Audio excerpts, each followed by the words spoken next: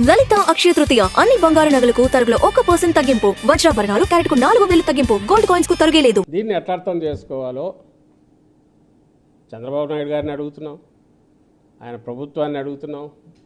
ముఖ్యంగా ఈరోజు పాత్రదారులు ఎవరైతే పోలీస్ అధికారులు వచ్చారు కాబట్టి డీజీపీ ఆయన కూడా దీనికి ఆన్సర్ ఇవ్వాలి.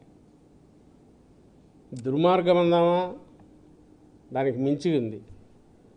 నిన్ను పెట్టింది మీరు ఉండేది చట్టాన్ని రక్షించాలా, లేదు ఏదన్నా జరిగింది అనుకుంటే అది తప్పుడు కేసు అయినా కనీసం ప్రొసీజర్ అయినా ఫాలో కావాలా? అది కూడా కాకుండా చేస్తే నేను ఎంతమంది అంటే చంద్రబాబు నాయుడు గారి కోపం ఉంటే మా మీద ఉండొచ్చు, మీకెందుకు కోపము? పోలీస్ అధికారులకు అంత అంత వాళ్ళ పనిముట్లులాగా పనిచేయాలి. ఇది మన హక్కుల ఉల్లంఘన, అమానుషం, అన్ని రకాలుగా ఖండించదగ్గది. దాన్ని ఖండిస్తున్నాం. సరే, చేయాల్సింది లీగల్గా ఫేస్ చేస్తాం. దీనివల్ల అది ఒకటి ఏదైతే టెర్రరైజ్ చేయాలనుకుంటారో ఆ పర్పస్ అయితే సర్వ్ కాదు. 2 ఏళ్లుగా చూస్తూనే ఉన్నాం. ఒక మంచి కాజ్ కోసం, ఓ మంచి ప్రజల కోసం నిలబడిన పార్టీగా, అలాంటి నాయకుడితో కలిసి పనిచేస్తున్న కార్యకర్తలుగా, అడుగులు వేస్తున్న వ్యక్తులుగా, జగన్మోహన్ రెడ్డి గారితో గర్వంగా ఫీల్ అవుతున్న నాయకులుగా ఇలాంటి వీటికైతే ఏం బెదరం. మేము బెదరం కాబట్టి 14 నెలల నుంచి వీళ్ళ హెరాస్మెంటు భరిస్తూ కూర్చోవడం కూడా మా చేత కాదు. ఖచ్చితంగా ఈ 2-3 ఏళ్ల తర్వాత, ఇది హెచ్చరిక కాదు, మామూలుగా అని చెప్తున్నా, ప్రతి పోలీస్ అధికారి ఎవరైతే వచ్చి ఇలాంటి పనులకు పాల్పడుతున్నారో వాళ్ళందరివి మా కార్యకర్తలకు చెప్తున్నాం, మేము గుర్తుపెట్టుకుంటాం. ఆ పేర్లు అవి రాసుకోవడం, ఎందుకంటే ఇది ఇది ఇది ఏ రకంగా ఎట్లా చేస్తారో అర్థం కావట్లా. నువ్వు ఎవరో పైనుంచి చెప్పారు, ఎవరు అదృశ్య శక్తి, ఎవరు పని చేస్తారు, ఎవరు చేస్తారు? మీరు ఉద్యోగాలు చేయాలనుకుంటున్నారు లేదా? మీ సర్వీస్ రికార్డ్స్లో కూడా ఇవి ఎక్కేట్టు చూస్తాం. పోలీస్ మాన్యువల్ ప్రకారం ఏదైతే పని చేయకుండా పోయినారో వాటన్నిటికి సంబంధించినంతవరకు సర్వీస్ రికార్డులో కూడా ఎక్కిస్తాం. కేసులు పెడతాం. లీగల్గా చట్ట ప్రకారం ఏమేం చేయగలరో అన్నీ చేస్తాం.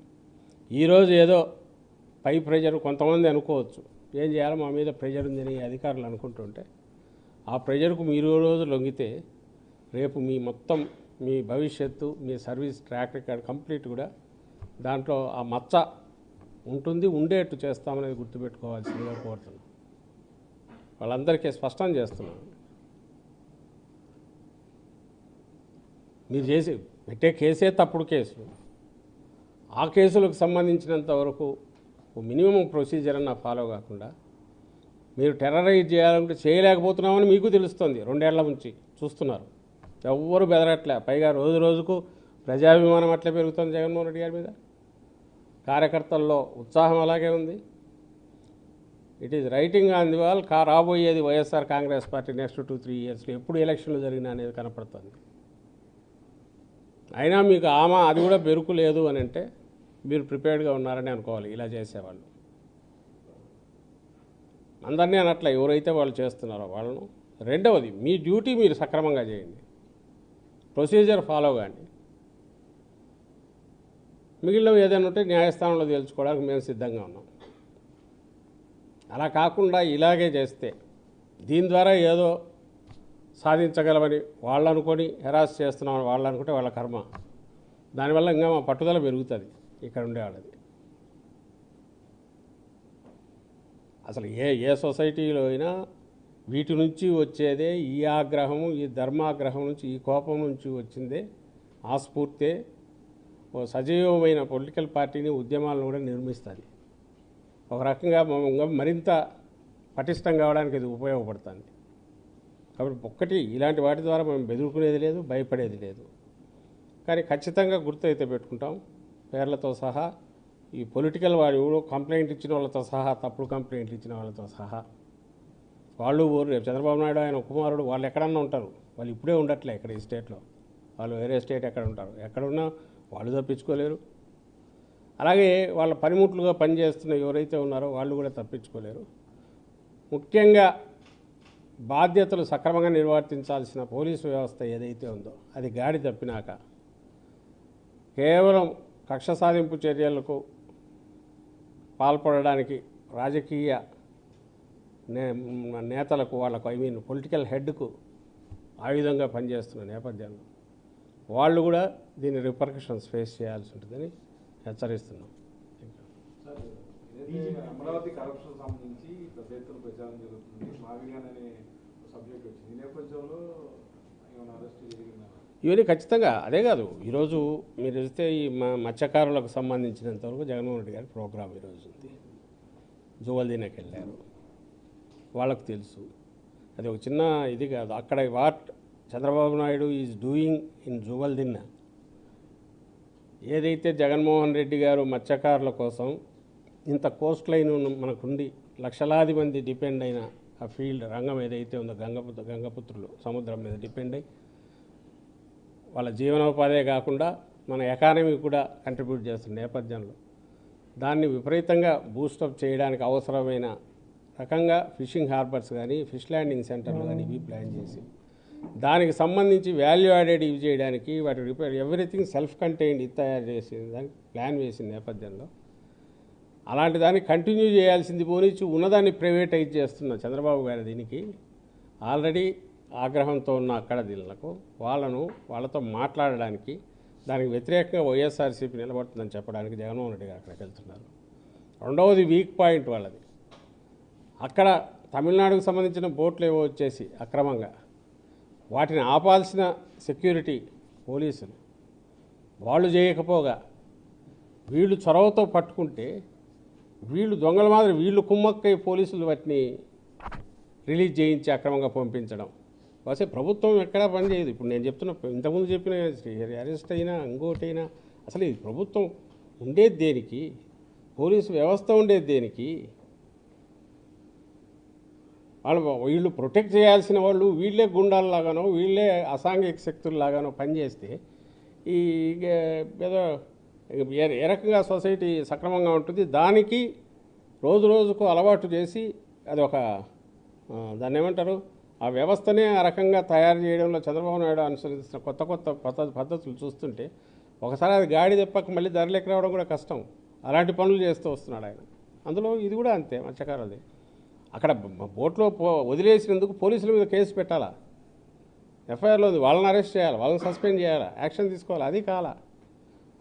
సో ఈ సీరియస్ ఇష్యూ మీద అడ్రస్ చేయడానికి ఆయన వెళ్తున్నారు. అక్కడ జనం బ్రహ్మాండంగా వస్తారు. ఖచ్చితంగా జగన్మోహన్ రెడ్డి గారు వస్తున్నారంటే ఆయన అడ్రస్ చేసి రైజ్ చేసే పాయింట్స్ వ్యాలిడ్ పాయింట్స్ అవి రాకూడదు, జనంలోకి డైవర్ట్ చేయాలా. మీరు అన్నట్టు ఓ పక్క ఇక్కడ అమరావతి మీద గంగవెరువులు ఎత్తున్నారు. జగన్మోహన్ రెడ్డి గారు రైజ్ చేసిన పాయింట్ ఏదైతే మచిలీపట్నం, విజయవాడ, గుంటూరు అతి తక్కువ ఖర్చుతో తక్షణం రాజధాని ఉంటుంది మనం చెప్పుకోవడానికి. నువ్వు లక్షల కోట్లు ఖర్చు చేసి నీ వేల కోట్ల అవినీతి కోసం ఆ లక్షల కోట్లు చేసినా పూర్తిగాని ఒక రియల్ ఎస్టేట్ ప్రాజెక్ట్ లాగా నువ్వు చేస్తున్న దీన్ని తక్షణం ఆపు అంటున్న దానికి వస్తున్న స్పందన, ఎందుకంటే అది ప్రాక్టికల్ సజెషన్, అందుకని స్పందన వస్తుంది. దాన్ని తట్టుకోలేక వారం నుంచి ఏం బూతులు ఎట్లా తిడుతున్నారో చూస్తున్నారు. ఈరోజు కూడా పెట్టారు. రోజు ఆ మీడియా నిండా ఈనాడు, ఆంధ్రజ్యోతి ఆ ఛానల్స్లో ఇంకా వాటిని బూతుల్లో అంతకంటే రాజకీయ నాయకులు ఇంకా దిగజారి మాట్లాడలేని అన్నీ పెడుతున్నారు. వాటన్నిటికీ అవన్నీ ఫస్ట్ పేజీలో ఆ స్టోరీస్. అసలు ఎక్కడ మర్డర్లు జరిగినవన్నీ పరిటాల రవి దగ్గర నుంచి మొత్తం అన్నీ కూడా ఆయన లింక్ చేస్తాం. ఇంకా అంతకుముందు ఎవరో ఉంటే కలిపేవాళ్ళేమో మరి. బహుశా ఆయన ఈ వయసు వల్ల మహాత్మా గాంధీ గారి దగ్గర నుంచి తీసుకుని వచ్చి అనేవాళ్ళేమో తెలియదు. బహుశా ఈయన వయసు సరిపోదు, సూట్ కాదని ఎవరో చెప్పినట్టున్నారు. అంటే కేవలం డైవర్ట్ చేయడానికి ఎంత అడ్డగోలుగా మాట్లాడితే అంత ఇదిగా ఉంటుందని పోతున్న వాళ్ళు ఈరోజు ఇంకోటి అలాంటిది ప్లాన్ చేశారు.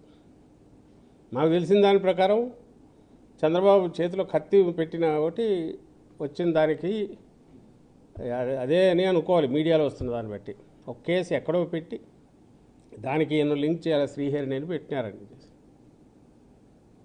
దాన్ని ఏమో తెలియదు కానీ జగన్మోహన్ రెడ్డి గారి చేతిలో గొడ్డలు పెట్టి వందల్లో వచ్చినాయి తెలుగుదేశం పార్టీ ఆఫీసులకి. కేసులు పెడితే తీసుకునేవాడు లేడు. ఎక్కడ మొదలవుతుంది కల్చరు? ఎవరు చేస్తున్నది ఎవరు? ఎందుకు మరి ఓన్లీ వైఎస్ఆర్సీపీకి అప్లై చేస్తూ నిన్న డీజీపీ ఏదో స్టేట్మెంట్ ఇచ్చాడు సోషల్ మీడియాలో. ఇది అంతకుముందు చంద్రబాబు నాయుడు అన్నాడు చట్టం తెస్తున్నామన్నారు. అది కేవలం వైఎస్ఆర్సీపీకి అప్లై చేస్తున్నారా? నువ్వు ఇప్పుడు అధికారంలో ఉన్నవాడివి ఫస్ట్ ఫాలో కావాల్సిన నువ్వా అపోజిషనా? పోనీ ఫస్ట్ తొలి అడుగులాగా ఎక్కడైనా ఒక ఉద్యమంలాగా మా దగ్గర నుంచి అలాంటివి వచ్చాయా? నువ్వు పొద్దున్న లేచిన సాయంత్రం వరకు మొత్తం వరుస పెట్టి చేతిలో గొడ్డలు పెట్టి జగన్మోహన్ రెడ్డి గారు వేస్తూ గొడ్డలి గుర్తు పెట్టుకొని స్టేట్మెంట్ ఇస్తా హోమ్ మినిస్టర్తో సహా మంత్రి పదవిలో ఉన్నామనేది వాళ్ళకి గుర్తులేదు. ఇవి చేస్తున్నందుకు దానికి రియాక్షన్ ఇది వచ్చిందని చెప్పి దీనికి అసలు సంబంధం లేని వ్యక్తులను తీసుకెళ్లే ప్రయత్నం చేస్తున్నారు. సో వీటన్నిటిని డైవర్ట్ చేయడానికి ఎప్పుడు ఏదో ఒకటి ఇలాంటివి జరగాలి, ఏదో ఒకటి అది జరిగేదేదో టెర్రరైజ్ చేసినట్టు ఉండాలి. కానీ జనం దృష్టి నుంచి ఏది తప్పించుకోవట్లా. అందుకే ఇవి ఏది ఉన్నాయి పక్కకు తోసి జరగాల్సిన డిస్కషన్ ఇటు రాజధాని మీద జరుగుతోంది, జరగాల్సిన రీతిలో జరుగుతుంది. ప్రజలకు అర్థమైంది, అటు రాయలసీమ ఉత్తరాంధ్ర వల్ల కూడా అర్థమైంది. ఇది ఇన్ని లక్షల కోట్లు ఆచరణ సాధ్యంగానే పెట్టినా ఆచరణ లేక రాని రాజధాని ఆయన చూపిస్తున్నది. వేరే జగన్మోహన్ రెడ్డి గారు అతి తక్కువ ఖర్చుతో ఇమ్మీడియట్ ప్రాక్టికల్ ఇది చూపిస్తున్నారు అనేది అందరికీ అర్థమవుతుంది. ఈ అప్పుల భారం భరించడానికో నీ అవినీతి కోసం నువ్వు పెట్టుకున్నది ఎన్నో భరించడానికో రాష్ట్రం సిద్ధంగా లేదు అనే విషయం ఆయన చంద్రబాబు నాయుడు గారికి అర్థమవుతుంది. దాంతోనే గంగవెర్రులు ఎత్తున్నారు. అందులో భాగంగానే ఇవన్నీ చేస్తున్నారు అనేది కుబేరలక్ష్మి కటాక్షంతో అందరి ఇంట్లో బంగారం వజ్రం వెండి నిండా. లలిత అక్షయ తృతీయ అన్ని బంగారు నగలకు తరుగులో 1% తగ్గింపు. వజ్రాభరణాలు క్యారెట్కు 4,000 తగ్గింపు. గోల్డ్ కాయిన్స్ కు తరుగే లేదు.